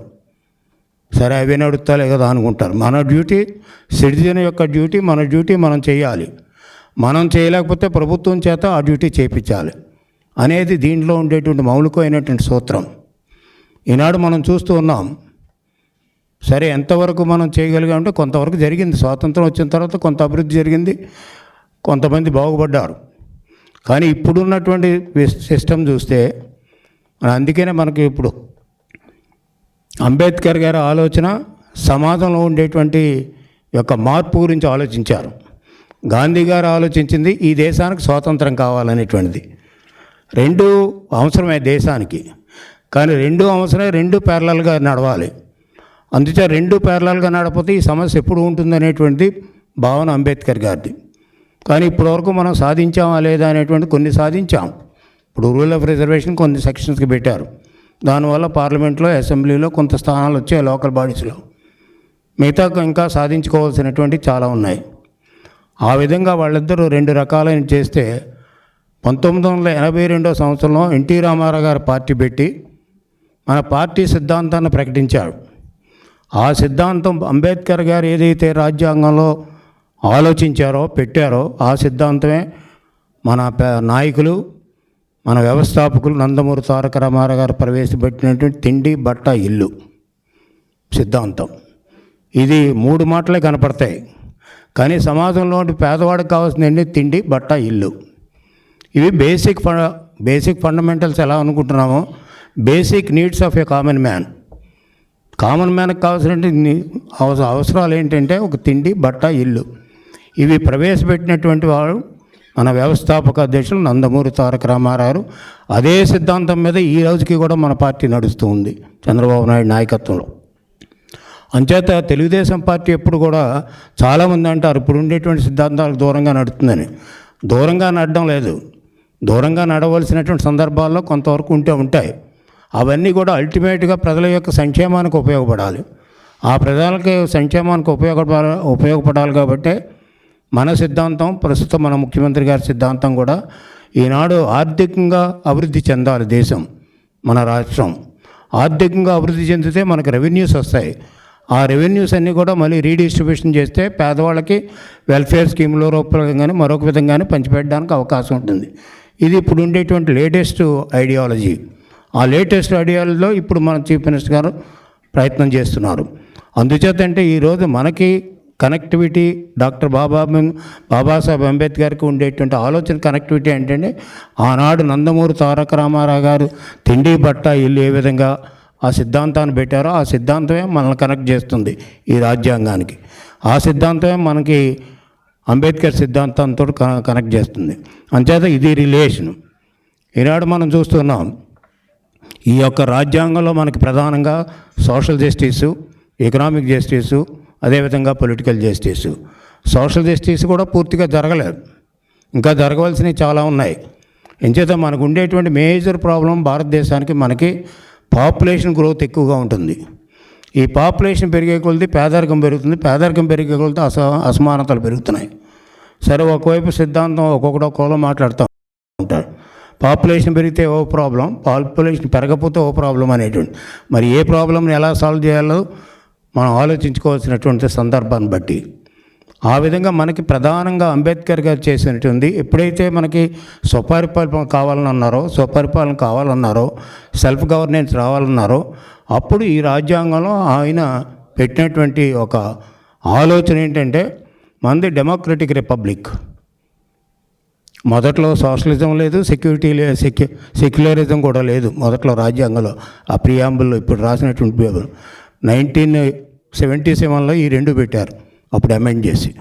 అంచేత ఒరిజినల్గా మనకు ఉండేది ఏంటంటే సావర్నిటీ అంటే ప్రజల యొక్క హక్కు, ప్రజలదే ఈ రాజ్యాంగం, ప్రజలదే ఈ దేశం, ప్రజలదే ఈ పరిపాలన అనేటువంటి సిద్ధాంతాన్ని వెలిపించాడు సావర్నిటీ, ఫుల్ పవర్ అన్నమాట, ప్రజల యొక్క పవర్. అదేవిధంగా డెమోక్రటిక్ రిపబ్లిక్, ప్రజల యొక్క పాత్ర ప్రజాస్వామ్యంలో. ప్రజాస్వామ్యం అంటే ఏం కాదు, ప్రజలే ప్రజాస్వామ్యం. ఇటువంటి సిద్ధాంతాలను ఆయన ఇంట్రడ్యూస్ చేశాడు ఈ యొక్క రాజ్యాంగం ద్వారా. అంచేత ఈనాడు ప్రభుత్వం ఆనాడు ఆయన చేసింది కదా, అంతకుముందు Abraham Lincoln of the people, by the people, for the people అని ఆయన 18th centuryలో చెప్పాడు. దాన్ని అంబేద్కర్ గారు కూడా ఆ సిద్ధాంతాన్ని బేస్ చేసుకుని మన రాజ్యాంగంలో ఈ ప్రజాస్వామ్య పాలన అనేటువంటిది ప్రవేశపెట్టడం జరిగింది. ఈ ప్రజాస్వామ్య పరిపాలనలో 2-3 ప్రధానమైనటువంటి, సరే మిగతా అన్నీ మన వాళ్ళు అంతా చెప్పారు చాలా. ఒకటి ఈ రాజ్యాంగంలో పెట్టింది 3rd షెడ్యూల్లో ఓత్ అనేది పెట్టారు. OATH oath. ఈనాడు అందరం తీసుకుంటున్నాం ఓత్. ఎమ్మెల్యేలు తీసుకుంటారు, ఎంపీలు తీసుకుంటారు, చాలామంది ఈ రాజ్యాంగానికి కట్టుబడి ఓట్లు తీసుకుంటారు. ప్రెసిడెంట్ తీసుకుంటారు, ప్రైమ్ మినిస్టర్ తీసుకుంటారు, మినిస్టర్లు తీసుకుంటారు, అందరు తీసుకుంటారు. బేసిక్ ఫండమెంటల్ క్వశ్చన్ అంటే ఆ ఓత్ని మనం ఎంతవరకు పాటిస్తున్నాం అనేటువంటిది ఫండమెంటల్ క్వశ్చన్. దాంట్లో ఏం చెప్పబడిందంటే allegiance to the constitution, true faith in the constitution అన్నారు. అంటే మనకి ట్రూ ఫెయిత్ ఉంటే కాన్స్టిట్యూషన్ తప్పులు చేయం కదా. ట్రూ ఫెయిత్ ఉన్నప్పుడు మనం తప్పులు చేయడానికి అవకాశం లేదు. మనం ఓట్ తీసుకుంటున్నాం, అందుకనే ప్రతి ఒక్కరు ఓట్ తీసుకోమంటారు. ఓట్ తీసుకుంటే దానికి కట్టుబడి ఉండాలి. అదేవిధంగా ట్రూ ఫెయిత్ అనే కాకుండా ఎలిగెన్స్ టు ద కాన్స్టిట్యూషన్కి కట్టుబడి ఉండాలి అందరూ. ఇప్పుడు ఉంటున్నావా లేదని ఇందాక మన వాళ్ళు చెప్పారు, ఎమర్జెన్సీలో ఎలా ఉన్నాం, తర్వాత 84లో ఎలా ఉన్నాం, 84 ఎపిసోడ్ ఏమైంది, ఇవన్నీ కూడా చూస్తున్నాం. అంచేత ఒకసారి మనం నెమరేసుకుని చూస్తే రాజ్యాంగం యొక్క పరిణామాన్ని, ట్రావెలింగ్ని, ఆ యొక్క నడిచినటువంటి విధానాన్ని చూస్తే చాలా తప్పులు జరుగుతూ ఉన్నాయి. కావలసినప్పుడు అమెండ్ చేస్తున్నారు, కావాల్సినప్పుడు అప్పుడు అమెండ్ చేయడం లేదు. కావలసినప్పుడు ఎందుకు అమెండ్ చేయడం లేదంటే అంబేద్కర్ గారు ఏం చెప్పారు, సోషలిజం రావాలన్న, పొలిటికల్ జస్టిస్ అన్నాడు. ఈనాడు ఉన్నటువంటి సమాజంలో మనకు 5 కోట్లు ఉన్నారు. భారతదేశంలో 140 కోట్లు ఉన్నారు. 140 కోట్ల వేకెంట్ సెక్షన్స్ ఉన్నదే 80%. 80% ఎంతమంది ఉన్నారు పార్లమెంటు? అందుచేత ఈ 4 కారణాల నుంచి డిమాండ్స్ వస్తున్నాయి. అందరికీ కూడా, పేద వర్గాల వాళ్ళందరికీ కూడా పార్లమెంట్లో ఉండే స్థానం, అదేవిధంగా చట్టసభల్లో ఉండేటువంటి స్థానం కల్పించాలనేటువంటి ఒక డిమాండ్ ఉంది. అది ఎంతవరకు జెన్యూన్ ఏంటి అనేది కాదు. రాజ్యాంగం ప్రకారంగా మాకు ఇవ్వాల్సిన, ఇప్పుడు SC ST ఉన్నారు, వాళ్ళ పాపులేషన్ ఎలా ఉంటే వాళ్ళ రిజర్వేషన్ కూడా అలా ఉంటుంది. సెన్సస్కి ఒక పాపులేషన్ పెరుగుతూ ఉంటే రిజర్వేషన్ కూడా పెరుగుతూ ఉంటుంది ఆటోమేటిక్గా. అది అంబేద్కర్ గారు చేసినటువంటి గొప్ప విధానం. అది మిగతా వర్గాలకి ఎందుకు ఉపయోగపడడం, ఎందుకు వర్తించడం లేదంటే మిగతా వర్గాలకి చేయలేదు ఆ రోజున. కానీ ఈ రోజున ప్రభుత్వాలు చేయవలసినటువంటి బాధ్యత ఉంది అనేటువంటిది నాదే కాదు, మొత్తం సంఘాలకి, ప్రజలందరికీ ఉంది ఆలోచన. కానీ చేయవలసినటువంటి బాధ్యత ఇప్పుడు ఉన్నటువంటి ప్రభుత్వాల మీద ఉంది. అదొక ఉదాహరణ. రెండవది, ఈ రోజున లోకల్ బాడీస్ వస్తున్నాయి, మనకు వస్తున్నాయి, మహారాష్ట్రకు వస్తున్నాయి, అన్ని చోట్ల వస్తున్నాయి. కానీ ఈ రోజున సుప్రీంకోర్టు 50% సీలింగ్ పెట్టారు రిజర్వేషన్ మీద. అది ఎక్కడ ఏ స్టేటు ఒప్పుకుంటలేదు, మనం కూడా ఒప్పుకుంటలేదు. కాకపోతే సుప్రీంకోర్టు డెసిషన్ ఎవరు కాదంటానికి ఎవరికి లేదు. అందుచేత దాన్ని ఓవర్కమ్ అవ్వాలనుకుంటే రాజ్యాంగాన్ని అమెండ్ చేయాలి. ఎందుకు చేయలేకపోతున్నారు ఇప్పుడు రాజ్యాంగాన్ని అమెండ్ చేయడం లేదు? ఇది ప్రజలకి, బలమైన వర్గాలకు ఉపయోగపడేది కదా అనేటువంటి ఆలోచన ఉంది. అంచేత మనం కూడా చెప్తున్నాం, ఆ రోజున జగన్మోహన్ రెడ్డి టైంలో 34%, 24%, 34% చేశాడు బీసీలకి. అది సుప్రీంకోర్టు వరకు వెళ్తే అది కొట్టేసి మళ్ళీ 24% చేశారు. దాన్ని మనం అమలు చేయడానికి కుదరలేదని చెప్పాడు ఆ రోజున. ఈ రోజున మనం మేనిఫెస్టోలో కూడా పెట్టాం, మళ్ళీ 34% బీసీలకి ఇస్తామని. ఇవ్వాలనుకున్నప్పుడు సుప్రీంకోర్టు ఇచ్చినటువంటి ఆ క్యాప్ 50%ని ఓవర్కమ్ అవ్వాలి. ఓవర్కమ్ అవ్వకపోతే మనం ఇచ్చేటువంటి అవకాశం ఉండకపోవచ్చు. అవకాశం ఉండదు నాకు తెలిసినంతవరకు, లీగల్ నాలెడ్జ్ వరకును. Unless it is reverted by the supreme court or unless constitution amended to lift the cap. ఈ రెండే ప్రధానమైనటువంటి అంశాలు. అది చేయాలి. అంచేత నేను ఎందుకంటున్నా అంటే, అవసరమైనప్పుడు వాడుకుంటున్నాం రాజ్యాంగ అమెండ్మెంట్ని, అవసరం లేనప్పుడు వదిలేస్తున్నాం. ఈ సమాజానికి ఉపయోగపడేటువంటిది ఏదైతే ఉందో అది వ్యక్తిగతమైనటువంటి ఉపయోగం కంటే చాలా ఇంపార్టెంట్. ఆ సమాజానికి ఉపయోగపడేదే అమెండ్ చేయాలి రాజ్యాంగాన్ని. అందుకనే అదో కేశవానంద భారతి కేసులో బేసిక్ స్ట్రక్చర్ని మార్చడానికి వీల్లేదని చాలా స్పష్టంగా సుప్రీంకోర్టు 13 మెంబర్స్ బెంచ్ చెప్పింది. దాని తర్వాత ఎవరు ఏమి మాట్లాడలేదు. అంచేత బేసిక్ స్ట్రక్చర్ని మార్చడానికి వీల్లేదు. కానీ అవసరం రాజ్యాంగంలో ఉండేటువంటి అమెండ్ చేసుకోవడానికి అవకాశం, ఎందుకంటే పరిస్థితులను బట్టి మారుతూ ఉంటాయి, అవసరాలు మారుతూ ఉంటాయి, నీడ్స్ మారుతూ ఉంటాయి, అభిప్రాయాలు మారుతూ ఉంటాయి. దానికి అనుగుణంగా పరిపాలించండి అన్నాను. ఇంకోటి బాబాసాహెబ్ అంబేద్కర్ గారిని కూడా చెప్పారు, రాజ్యాంగం చాలా మంచిది, రాజ్యాంగాన్ని హ్యాండిల్ చేస్తున్న వాళ్ళు చెడ్డవాళ్ళు అయితే రాజ్యాంగం కూడా చెడ్డదైపోద్ది. అదేవిధంగా ఇంకోటి చెప్పాడు, రాజ్యాంగం చెడ్డదైనప్పుడు పరిపాలించే వాళ్ళు మంచివాళ్ళు అయితే రాజ్యాంగం కూడా మంచిది అవుతుందని చెప్పాడు. అంత చక్కగా చెప్పాడు. అప్పుడు చెప్పాడు, ఇప్పుడు కాదు. 49లో ఆయన కాన్స్టిట్యూంట్ అసెంబ్లీలో ఇంట్రడ్యూస్ చేసేటప్పుడు స్పీచ్ ఇచ్చినప్పుడు చెప్పిన మాటలు ఇవి. అంటే ఆయన ముందే ఊహించాడు ఎటువంటి వాళ్ళు వస్తారని. కొంతమంది చెడ్డవాళ్ళు రావచ్చు, కొంతమంది మంచివాళ్ళు రావచ్చు. ఆనాడు తెలుగుదేశం పార్టీ పెట్టినప్పుడు ఎన్టీ రామారావు గారిని చంద్రబాబు నాయుడు గారిని మన పార్టీలో ఒక సిద్ధాంతాలతో వచ్చింది కాబట్టి చేస్తున్నాం. రీసెంట్గా మనం చూసాం, మనకంటే ముందు గవర్నమెంట్ ఏ విధమైనటువంటి పరిపాలన చేసి స్వార్థానికి ఉపయోగించుకున్నారు. రాజ్యాంగాన్ని స్వార్థానికి ఉపయోగించారు, చట్టాలని స్వార్థానికి ఉపయోగించుకున్నారు, వాళ్ళకే స్వార్థాన్ని ఉపయోగించుకున్నారు, న్యాచురల్ రిసోర్స్ అన్ని స్వార్థానికి ఉపయోగించుకున్నారు. మొత్తం భ్రష్టు పట్టించారు. ప్రభుత్వం భ్రష్టు పట్టించారు కాబట్టి ప్రజలు కూడా వాళ్ళని భ్రష్టు పట్టించారు. మళ్ళీ నేను వచ్చేస్తా అన్న రీతిలో మాట్లాడుతున్నాడు. అంతే, రాజ్యాంగంలో ఉండేటువంటి విలువలను కాపాడలేనటువంటి వాళ్ళు ఎవరైనా ఉంటే రాజ్యాంగాన్ని కూడా పాడు చేస్తారు. అందుకనే మనకు చాలా ఇందాక చెప్పాం, ఓత్ అనేటువంటిది చాలా ముఖ్యం. ఆ ఓత్ను వయలేట్ చేస్తే వీళ్ళు unfit for to be elected. అదేవిధంగా రెండోది చూస్తే ఓటు. ఈ ఓటు అనేటువంటిది మనకి ఇచ్చింది ఆ రోజున అంబేద్కర్ గారు ప్రజాస్వామ్యం. దాంట్లో 5 సంవత్సరాలకు ఒకసారి ఓటు, 5 సంవత్సరాలకు ఒకసారి కాంట్రాక్ట్. నాయకులకి ప్రజలకి కాంట్రాక్ట్ ఏంటంటే 5 years. ఆ 5 years పరిపాలన చేయడానికి అవకాశం. ఆ 5 years బాగా చేస్తే ఉంటారు, 5 years బాగా చేయకపోతే వెళ్ళిపోతారు, అంతే. అలా జగన్మోహన్ రెడ్డి వెళ్ళిపోయాడు. ఆ విధమైనటువంటి పరిస్థితి రాకుండా ఉండాలి ఎప్పుడు కూడా. ఏం చేద్దంటే ప్రజల్లో మార్పు వస్తుంది. ప్రజల్లో అంటే ఈరోజు ఉండే ప్రజల్లో ఒక మార్పు ఉండొచ్చు, రేపు రాబోయేటువంటి ప్రజల్లో ఇంకో మార్పు వస్తుంది. అంటే జనరేషన్స్ మారుతున్నాయి. ఇప్పుడు నేను రాజకీయాల్లోకి వచ్చే 4-5 జనరేషన్లు అయ్యి 5వ జనరేషన్లో ఉన్నాను. అంచేత అప్పటికి ఇప్పటికి చాలా మార్పు ఉంది ప్రజల్లో. అంటే వయసు మార్చే జనరేషన్స్ మారేటప్పటికి ఆలోచనలు మారుతాయి, ఆలోచనలు మార్చేటప్పుడు సమస్యలు మారుతాయి వస్తాయి. ఈనాడు ఉండేటువంటి అన్ఎంప్లాయ్మెంట్ పెద్ద సమస్యగా కూర్చుంది. మనకే కాదు, ప్రపంచానికే ఒక సమస్యగా కూర్చుంది. ఈ పరిష్కరించడం అనేటువంటి చాలా కష్టమైనటువంటి సమస్య ఇది. అందుచేత ఉండే సమస్యలు పరిష్కరించడానికి కొత్త విధానాలు అవలంబించే కార్యక్రమం ఏదైనా చేస్తే, అందుకనే చంద్రబాబు నాయుడు గారు చెప్తారు, ఎక్కడైతే ప్రపంచవ్యాప్తంగా వింతలు కొత్త ఇన్నోవేషన్ జరుగుతున్నాయో ఆ ఇన్నోవేషన్ మనం అడాప్ట్ చేస్తేనే మనం పైకి వెళ్తాం అనేటువంటి, అంటే మనం ఉత్తీర్ణులు అవుతాం, అదేవిధంగా మనం డెవలప్ చేసుకోగలమని. టెక్నాలజీ ఉంటే మనం అడాప్ట్ చేయాలి, ఇంకో ఇన్నోవేషన్ కొత్త ఇన్నోవేషన్ అయితే అడాప్ట్ చేసుకోవాలి. అదేవిధంగా ఇన్వెస్ట్మెంట్స్ ఉంటే మనం అడాప్ట్ తెచ్చుకోవాలి. ఇవన్నీ చేస్తేనే మిగతా బేసిక్ ఫండమెంటల్స్ ఏవైతే అంబేద్కర్ గారు, గాంధీ గారు, అదేవిధంగా ఎన్టీ రామారావు గారు చెప్పారో అవి పరిష్కరించడానికి అవకాశం ఉంటుంది. అందుకని చాలామంది అనుకుంటారు, సరే విమర్శించేవాళ్ళు విమర్శిస్తూనే ఉంటారు. చాలామంది అనుకుంటారు ఎప్పుడైనా తప్పు చేస్తే మాత్రం ఓటు హక్కు అనేటువంటిది పోతుంది. ఆర్టికల్ 326 చదవండి ఒకసారి. ఆర్టికల్ 326లో ఎవరైతే అవినీతికి పాల్పడతారో, ఎవరైతే ఇల్లీగల్ యాక్టివిటీస్కి పాల్పడతారో, ఎవరైతే రాజ్యాంగాన్ని వ్యతిరేకించే విధంగా చేస్తారో వాళ్ళు కానీ ఒకవేళ వాళ్ళు అవినీతి పరులని నేను ముద్ర వేయడం కాదు, అవినీతి పరులని ఒక వెర్డిక్ట్ జరిగితే, ఒక నిర్ణయం చేస్తే కోర్టు కానీ ఏదైనా, వాళ్ళకి ఓటు హక్కు కూడా ఉండదు. ఓటు హక్కు ఉండకపోతే వాళ్ళకి నిలబెట్టడానికి కూడా అవకాశం ఉండదు. ఆ పరిస్థితి రాబోయేటలో జగన్ తెచ్చుకుంటున్నాడు. ఎంచేత నాకేం లేదు, నేను చిత్తశుద్ధితో ఉన్నాను, చాలా మంచివాడిని ముందుకు వెళ్తున్నాడు.